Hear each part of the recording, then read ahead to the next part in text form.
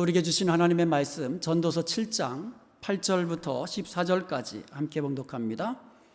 일의 끝이 시작보다 낫고 참는 마음이 교만한 마음보다 나으니 급한 마음으로 노를 바라지 말라. 노는 우매한 자들의 품에 머무름이니라. 옛날이 오늘보다 나은 것이 어찌미냐 하지 말라. 이렇게 묻는 것은 지혜가 아니니라. 지혜는 유상같이 아름답고 햇빛을 보는 자에게 유익이 되도다. 지혜의 그늘 아래에 있음은 돈의 그늘 아래에 있음과 같으나 지혜에 관한 지식이 더 유익함은 지혜가 그 지혜 있는 자를 살리기 때문이니라. 하나님께서 행하시는 일을 보라. 하나님께서 굽게 하신 것을 누가 능히 곧게 하겠느냐. 형통한 날에는 기뻐하고 곤고한 날에는 되돌아보아라.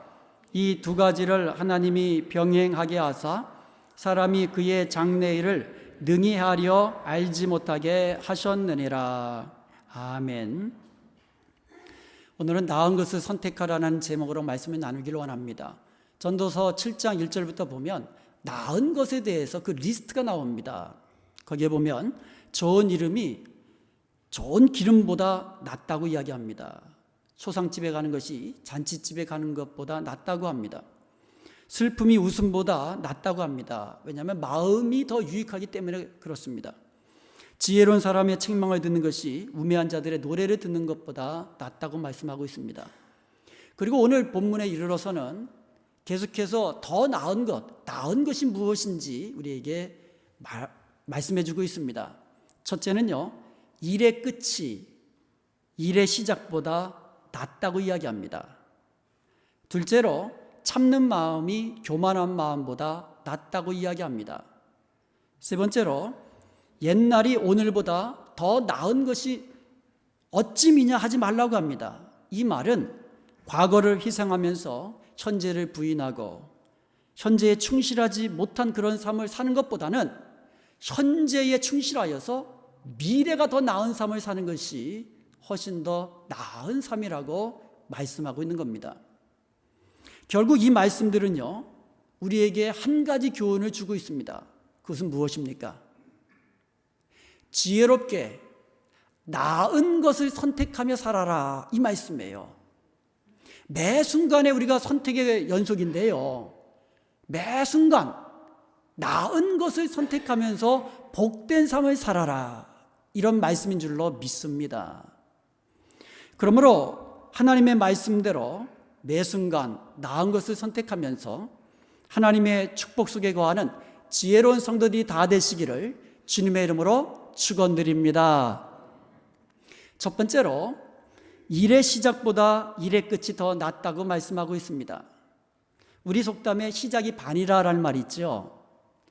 시작이 중요하다는 뜻입니다. 그래서 사람들마다 시작이 반이니까 시작하십시오, 시작의 중요성을 역설하기도 합니다. 그런데 용두삼이라는 사자성어가 있어요. 시작은 막 그럴듯하고 시작은 요란하고 화려하지만 끝맺음이 초라한 것을 의미하는 것입니다. 아무리 시작을 잘해도요, 끝맺음을 잘하지 못하면 어떤 때는 시작하지 않음만 못할 때가 있습니다. 모든 것이 허사가 되기 때문에 일의 마무리가 중요하다고 할 수가 있는 겁니다. 우리의 신앙도 마찬가지입니다. 예수님을 믿고 신앙생활을 시작합니다. 그런데 끝까지 그 믿음을 지키며 달려갈 길을 다 달려가는 것이 중요한 줄로 믿습니다. 그것을 말씀하고 있는 겁니다. 사도 바울은요, 디모데후서 4장 7절과 8절에서 자신은 선한 싸움을 다 싸우고 달려갈 길을 마치고 믿음을 다 지켰노라고 그렇게 고백을 합니다. 그렇기 때문에 이후로는 자기를 위하여 의의 면류관이 예비되었다고 그렇게 말씀하고 있습니다. 그리고 이것은 자기만이 아니라 주님의 나타나심을 사모하며 끝까지 믿음을 지킨 모든 성도들을 위하여 의의 면류관, 영광스러운 면류관이 예비된 것이라고 말씀하고 있는 것입니다. 사도 바울은요, 신앙생활의 마지막을 잘 마치기 위해서 끝까지 믿음을 지켰던 그런 사람입니다. 그리고 나서 우리에게도 끝까지 하나님을 잘 섬기며 신앙생활의 마지막을 잘 마무리하라고 권면하고 있는 것입니다. 중국 고사에 행백리자 반구십리라는 말이 있습니다. 행백리자, 백리를 가려는 사람은 반구십리, 90리를 가야만 반쯤 왔다고 그렇게 생각하라는 뜻입니다. 이 말은 무슨 일이든지 마무리가 중요하다는 거예요. 그리고 끝까지 마치는 것이 어렵다라는 겁니다. 그렇기 때문에 끝 마칠 때까지 긴장의 끈을 늦추지 말고 끝까지 꾸준히 노력해야 한다는 그런 뜻입니다.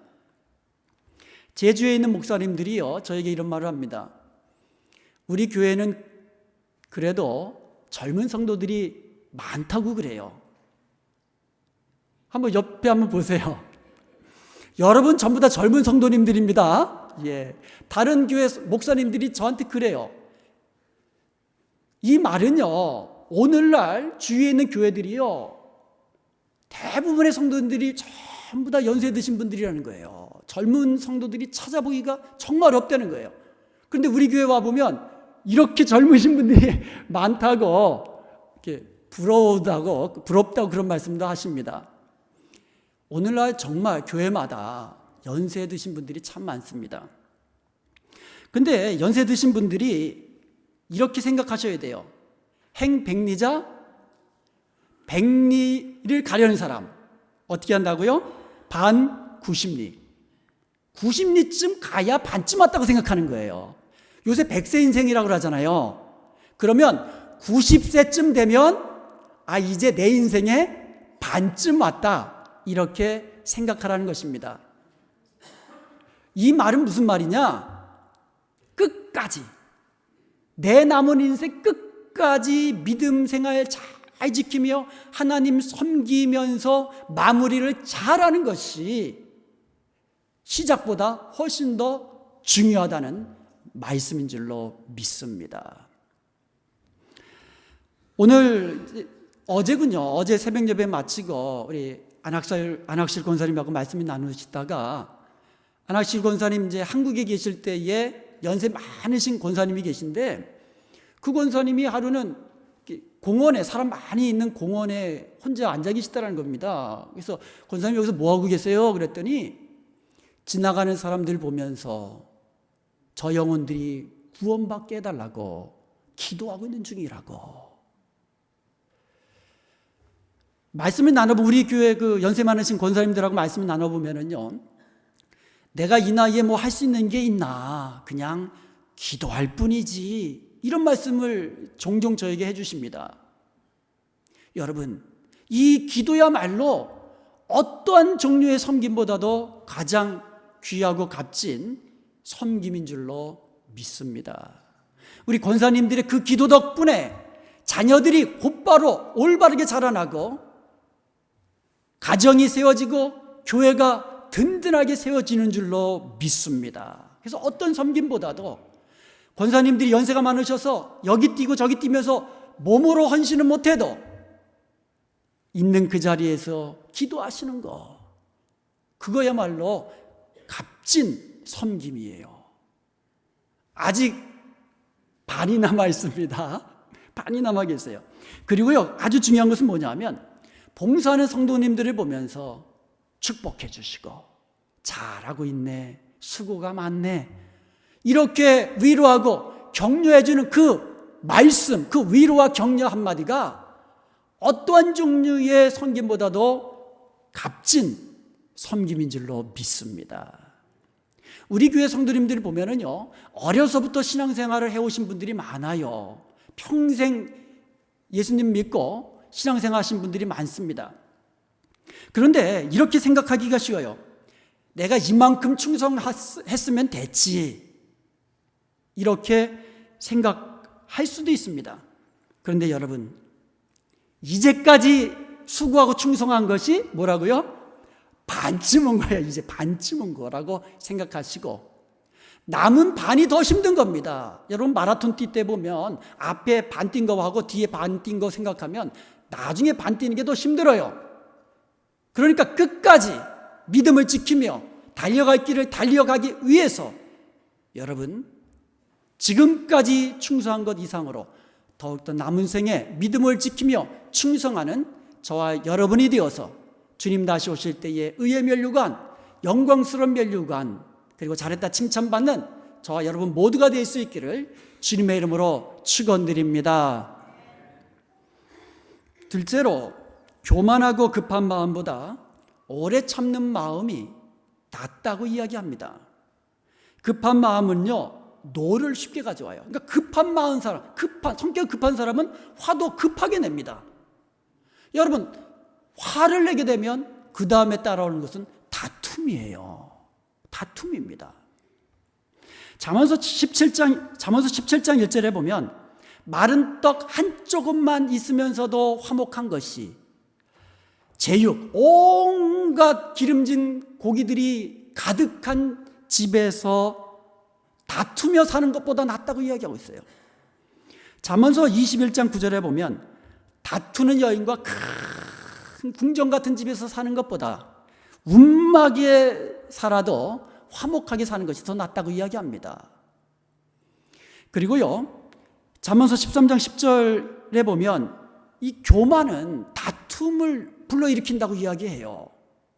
교만한 마음, 조급한 마음, 급하게 화를 내서 다툼을 일으키는 그것보다 오래 참는 것이 낫다고 말씀하고 있는 겁니다.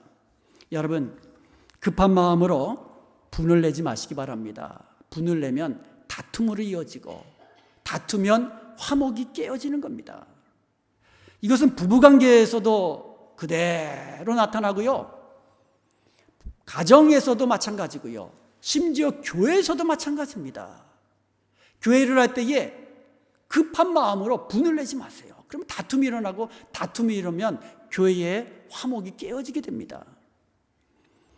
급한 마음보다 교만한 마음보다 오래 참는 마음이 낫다고 이야기합니다. 고린도전서 13장은 사랑의 대언장이라고 일컫는 그러한 장이지요. 유명한 장이지요. 그 중에서 특히 4절부터 7절에 보면은요, 사랑이 무엇인지를 우리에게 잘 알려주고 있는데, 시작할 때 이렇게 시작합니다. 사랑은 오래 참고, 그러다가 어떻게 마칩니까? 사랑은 모든 것을 참으며 모든 것을 견디느니라. 사랑의 마음으로 오래 참을 때 가정이 화목하게 되고, 모든 관계가 화목하게 되고, 교회 안에서 모든 성도들이 화목하게 되고, 기쁜 신앙생활, 행복한 신앙생활 하게 되는 줄로 믿습니다. 오래 참는 것이 그래서 이렇게 중요한 겁니다. 성경에 보면은요, 오래 참는 사람, 인내한 사람들이 많이 이제 등장하고 있는데, 그 중에 가장 대표적인 사람이 욥 아닙니까? 욥은 오래 참습니다. 고난 중에도 오래 참습니다. 끝까지 참습니다. 믿음으로 견뎌냅니다. 그러다가 마침내 더 큰 축복을 받아 누린 사람이 욥 아닙니까? 우리는요, 나은 것을 선택하는 지혜로운 성도들이 되어야 돼요. 지혜로운 성도들이 되어야 됩니다. 오래 참는 것을 선택하는 지혜로운 성도들이 되시길 바랍니다. 교만한 마음, 급한 마음으로 쉽게 노를 내서 다툼을 일으키는 그런 모든 것을 이제는 다 벗어버리고 오래 참는 사랑의 마음으로 화목한 관계 속에서 행복한 삶을 사는 저와 여러분이 되시기를 주님의 이름으로 축원드립니다. 세 번째로 오늘 본문 10절에 보면 옛날이 오늘보다 나음이 어찌미뇨 이렇게 말하지 말라는 겁니다. 이것은 지혜가 아니라고 이야기합니다. 이 말은 옛날이 오늘보다 나은 것보다 내일이 오늘보다 나은 것이 더 낫다는 말입니다. 내일이 오늘보다 더 나은 게 좋잖아요. 지금까지 잘 살다가 끝에 가서 마지막에 가서 내일에 가서 모든 내가 이루어놓은 것 허물어지고 마지막에 실패하고 이런 인생, 마지막에 주님 떠나고 믿음 떠나고 말씀 떠나는 이런 인생 살지 말라는 겁니다. 이것은 지혜로운 것이 아니라고 이야기합니다. 많은 사람들은요, 옛날이라는 과거의 그 아름다운 그 추억들을 회상하면서 과거에 매여서 삽니다. 그러다 보니까는 오늘이라는 현실 속에서 불평하고 원망하며 살기 쉽다는 것이죠. 왜 그렇습니까? 실제로 나에게 고난을 주고 고통을 주고 아픔을 주는 것은 현실 아닙니까?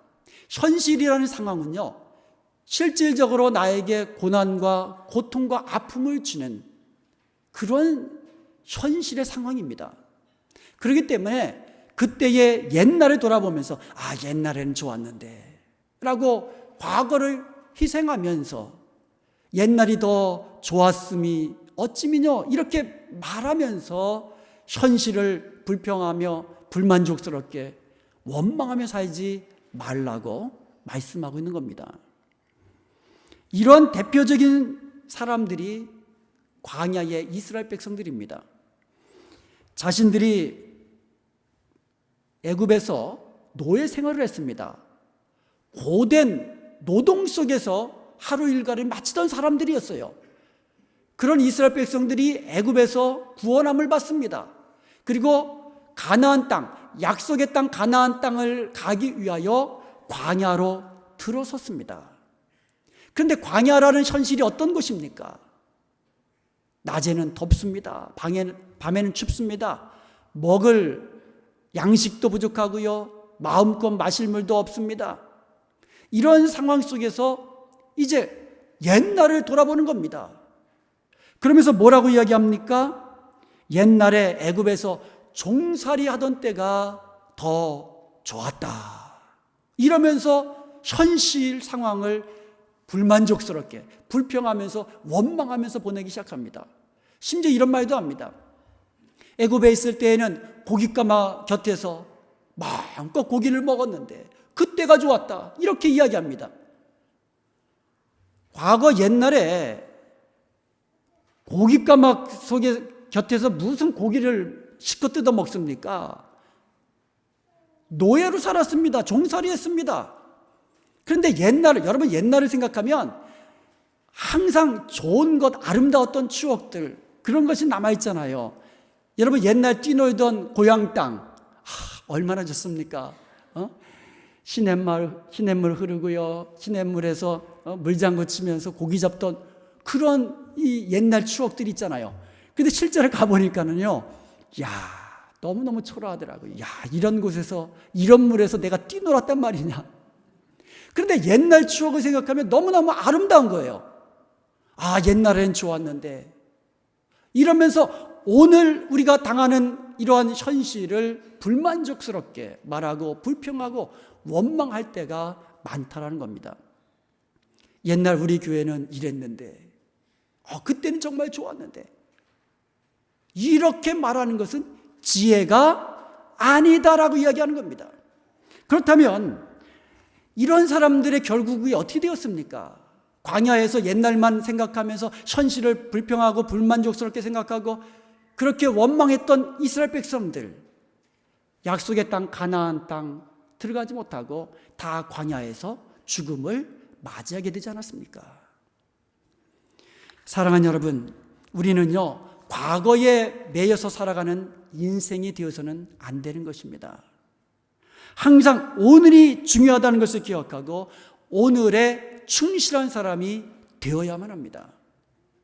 성경에 과거에 매이지 아니하고 현실에 충실했던 가장 대표적인 사람이 요셉입니다.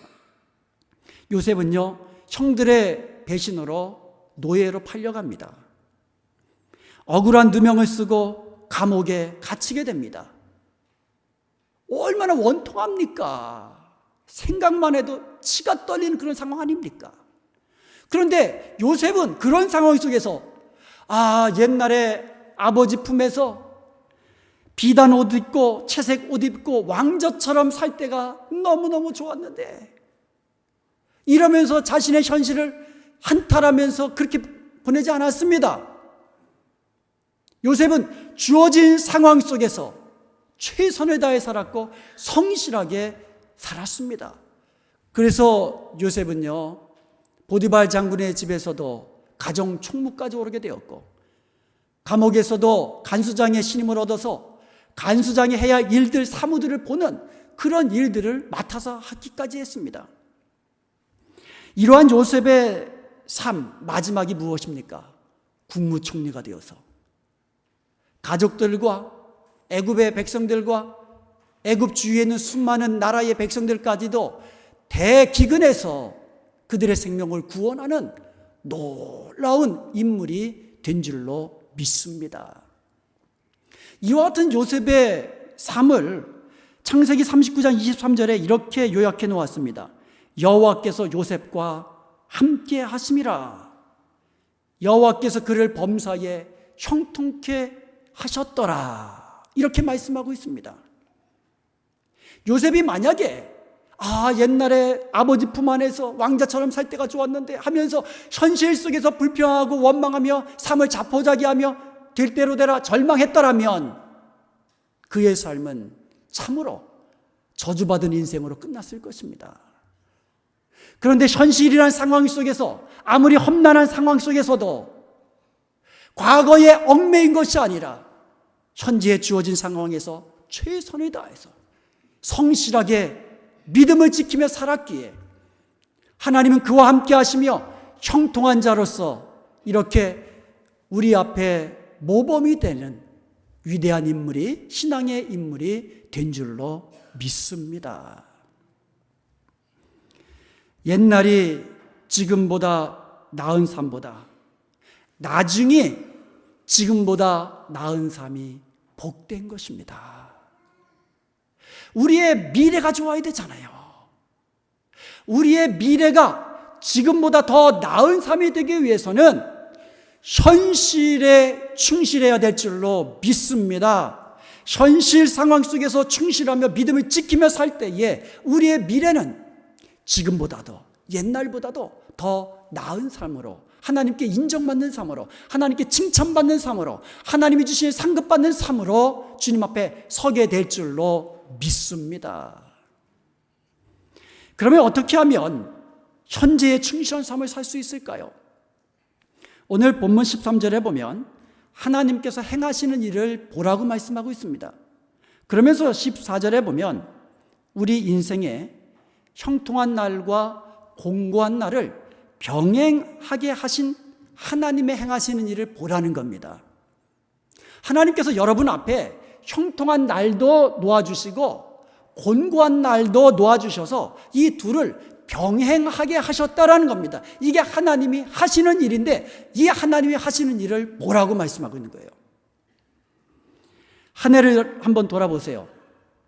형통한 일도 많았지요. 그렇지만 공고한 때도 많이 있었습니다. 이것이 하나님이 행하시는 일입니다.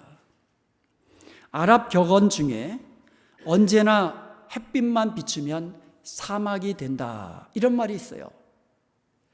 햇빛만 계속 그냥 사시사철 그냥 내려주면 그 땅은 사막이 되고 황무지가 된다는 겁니다. 언제나 형통하기만 하는 인생 좋은 것 같지만 교만하게 되면 말씀을 떠나고 하나님을 떠나고 그 인생이 황무한 인생으로 변하게 된다는 거예요. 그러므로 하나님께서는요, 형통한 때만을 주시지 아니하시고 간간히 곤고한 때도 병행하여 주신다라는 겁니다. 왜 그렇습니까? 애통하게 하시고 우리로 하여금 슬프게도 하시고 우리도 하여금 약하게도 하시는 이유가 무엇입니까? 그 자리에서 하나님을 생각하게 하시고 하나님께 부르짖어 기도하게 하시고 겸손히 자신을 돌아보며 내 속에 잘못된 것이 없는가 돌아보면서 회개하게 하게 하심이라는 겁니다. 이것을 통하여 하나님을 더욱더 의지하게 하시고 우리의 믿음을 성장시키시며 온전한 하나님의 사람으로 빚어가게 하시기 위하여 형통하게도 하시다가 때로는 곤고한 날을 허락해 주신다는 말씀이에요. 그러면서 14절에 보면은요, 형통한 날에는 기뻐하고 공고한 날에는 되돌아보라고 말씀하고 있어요. 형통이라는 히브리어 토브, 좋은, 선한, 아름다운 뜻이죠. 형통한 날, 좋은 날, 감사한 날, 기쁜 날, 성도가 육신적으로는 강건하고 하는 일마다 잘 되고 영적으로 평안한 그러한 때가 있습니다. 이러한 때에는 여러분 기뻐해야만 합니다. 기뻐하다라는 히브리어 투바의 원형도 토브예요. 여러분, 성도는요, 형통한 일을 만났을 때에 하나님의 은혜에 감사하는 것이 선한 일입니다. 전도서 3장 12절에 보면 사람이 사는 동안에 기뻐하며 선을 행하는 것보다 나은 것이 없는 줄 내가 알았다라고 이야기합니다. 그러므로 형통할 때에 그 기회를 잊어버리지 말고 선한 일을 하여서 하나님께 영광 돌리는 복된 삶을 사는 것, 이것이 중요한 줄로 믿습니다. 물질적인 형통함이 있을 때 선교하시고 구제하시고 선한 일에 힘쓰십시오. 건강할 때 주님을 위하여 봉사하고 더욱더 헌신하며 사십시오. 평안할 때에 그리스도를 위하여, 교회를 위하여 더욱더 힘쓰고 애쓰시기 바랍니다. 성도들 가운데도 가난하고 궁핍에 처했을 때에는 하나님만이 전부였는데 형통하게 되고 부하게 되니 교만해지고 방탕해지는 사람들이 왕왕 있게 됩니다. 여러분, 형통할 때 기뻐하십시오. 형통할수록 더욱더 여호와를 기뻐하시고 여호와께 감사로 찬양하시고 이웃을 돌아보면서 선을 행하는데 더욱더 힘쓰시기 바랍니다. 그리고 공고한 날에는 되돌아보라고 말씀하고 있습니다. 공고라는 히브리 단어, 악한, 해로운, 비참한, 슬픔 등의 뜻을 가지고 있는 라라는 단어입니다. 역경, 고난의 의미로도 사용이 됩니다. 공고한 날은 환난의 날입니다. 역경의 날입니다. 실패의 날입니다. 재날의 날입니다. 이러한 때에는 되돌아보라고 말씀하고 있습니다. 사람이 살아가는 데에는요, 환난이 누구에게나 찾아오는데 예고 없이 찾아옵니다. 요한복음 16장 마지막 33절에 보면 주님께서 제자들에게 이렇게 말씀하셨습니다. 이것을 너희에게 이름은 너희로 내 안에서 평안을 누리게 하려 함이라. 세상에서는 너희가 환난을 당하나 담대하라.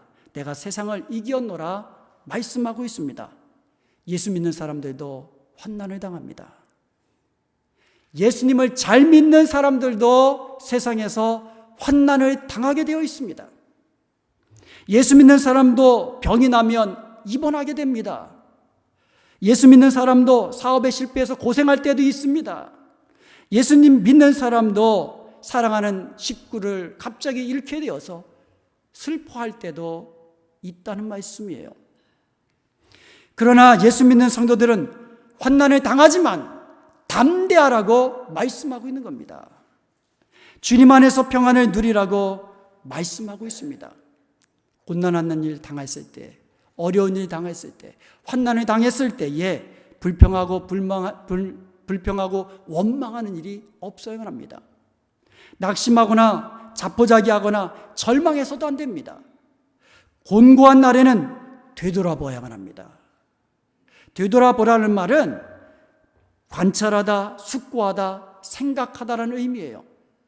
제일 먼저 곤고한 날을 우리가 당하는 것은 지혜로우신 하나님이 행하시는 방식이라는 사실을 여러분 기억하십시오. 쓸모없이 꾸불꾸불 굽어있는 철을 불에다 담굽니다. 벌겋게 닳도록 그렇게 불에다가 놔둡니다. 그렇다가 벌겋게 닿아진 후에는 꺼내서 식기 전에 망치로 두들깁니다. 그러면 유용한 칼로 바뀌게 되는 것입니다. 베드로전서 5장 10절에 보면 하나님께서 잠깐 고난을 받은 너희를 친히 온전케 하시며 굳게 하시며 강하게 하시며 털을 견고케 하신다는 말씀을 우리가 보게 됩니다. 하나님께서 고난을 통하여 우리를 연단하신다는 말씀입니다. 하나님 쓰시기에 합당한 사람으로 우리를 만들어 가신다는 것입니다. 하나님의 사람으로 온전케 하시며 굳게 하시며 강하게 하셔서 하나님의 일을 위하여 우리를 사용하신다는 말씀인 줄로 믿습니다. 욥처럼 나의 가는 길은 오직 그가 아시나니 그가 나를 단련하신 후에는 내가 점금같이 나오리라, 이렇게 믿음으로 고백할 수 있는 저와 여러분이 될 수 있기를 간절히 축원드립니다. 그리고 공고한 날은요, 나 자신을 살펴볼 수 있는 아주 중요한 때입니다. 학개서 1장 5절에 보면 이제 나 여호와가 말하노니 너희는 자기의 소유를 살펴볼지니라고 말씀하고 있습니다. 그러므로 공고한 날에는 나를 돌아볼 수 있습니다. 그리고 나를 돌아보아야만 합니다. 나 자신의 잘못과 연약함을 볼 수 있어야만 합니다. 주님께 순종하지 못하고 불순종으로 살았던 어리석은 나의 모습을 돌아볼 수 있어야만 합니다. 그리고 공고한 날에는요, 주님을 생각하며 주님만 바라보아야만 합니다. 우리 주님은 몸소 고난을 당하셨고 또 고난당하는 자를 구원하시는 우리의 주님이십니다. 그리고 고난당할 때에는 주님 바라보고 나 자신 돌아보고 더욱더 믿음으로 살아가는 것, 이것이 더욱더 중요한 것입니다. 시편 34편 6절에 보면 이 공고한 자가 부르짖음에 여호와께서 들으시고 그 모든 환난에서 구원하셨다라고 말씀하고 있습니다. 야고보서 5장 13절에도 너희 중에 고난당하는 자가 있느냐? 그는 기도할 것이라고 말씀하고 있습니다. 공고한 중에 계신 분이 있습니까? 환난 중에 계신 분이 있습니까? 어려운 중에 계신 분이 있습니까? 하나님께서 우리가 기도하면 우리 주님이 들으시고 그 곤고한 중에서 우리를 건져내신 것을 기억하십시오. 그러면서 우리는 기도해야만 합니다. 사랑하는 여러분, 일의 끝이 났다고 이야기합니다. 일의 끝이 나온 겁니다. 우리의 마지막에 달려갈 길을 다 달리고 하나님께서 우리에게 주신 사명 다 마쳤다고 이렇게 담대히 고백할 수 있는 성도들이 가장 복된 성도들인 줄로 믿습니다. 사랑하는 여러분, 여러분의 인생의 끝에서 영광을 누리는 복된 성도들이 되길 원합니다. 그러기 위해서는요, 과거에 매여서 현재에 불평하며 살지 말고 오늘이란 시간 속에서 하나님이 기뻐하시는 대로 충실한 삶을 사십시오. 형통할 때는 기뻐하고 공고할 때는 생각하십시오. 우리 앞에 남아있는 인생길에서 항상 더 나은 것을 선택하면서 복을 누리는 지혜로운 성도들이 다 되시기를 주님의 이름으로 간절히 축원드립니다.